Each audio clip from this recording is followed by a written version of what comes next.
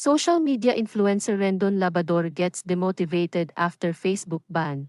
Hindi ako makapaniwala, halos manlumo, at hindi makapaniwala ang content creator na si Rendon Labrador na tuluyan ng nabura ang kanyang Facebook page dahil pinagkaisahan itong i-mass report ng netizens base sa in-upload niyang sunod-sunod na Instagram stories. Nangyari ang pagkabura ng kanyang Facebook account nitong Huwebes, September 7, 2023, mababasa sa post ni Rendon. Published as is update as of today at 12 noon September 7, 2023, binura na ako sa Facebook ng Pilipinas. Sa isa pang post, humingi ng paumanhin ang controversial social media influencer sa kanyang mga taga-suporta. Kalakip ang pasasalamat sa mga nagpaabot ng mensahe sa kanya. Anya, pasensya na sa lahat ng taga-suporta natin at kasalukuyan na hindi ako makapaniwala at nagulat sa pagkawala ng aking Facebook page.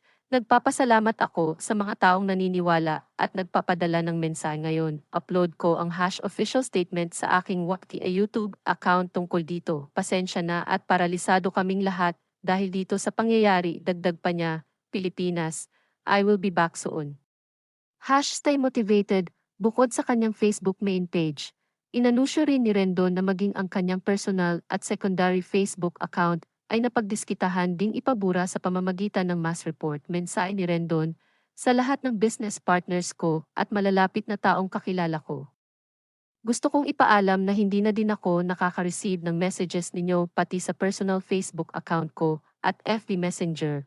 Pati yung secondary page natin na delete na rin ni Facebook, sospetsa ni Rendon.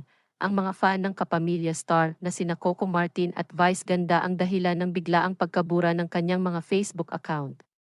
According to AMO staff, confirmed na fans ni Coco Martin, Batang Quiapo at fans ni Vice It's Showtime ang nag-mass report kaya tuluyang nabura ang Facebook accounts ko.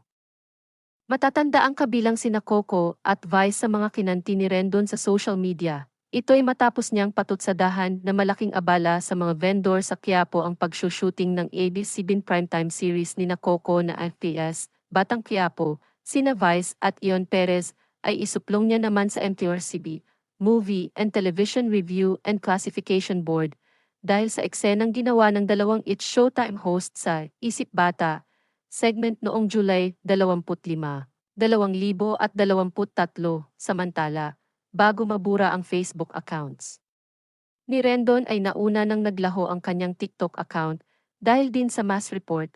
Pagkatapos mapabalitang dinelete ang Facebook account ni Rendon ay nagtrending agad ang pangalan niya sa X, dating Twitter.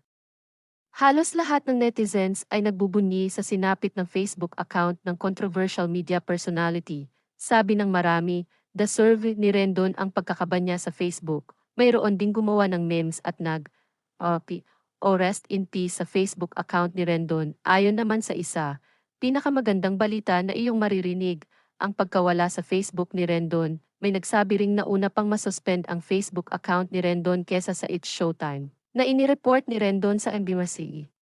Narito pa ang ibang komento ng netizens.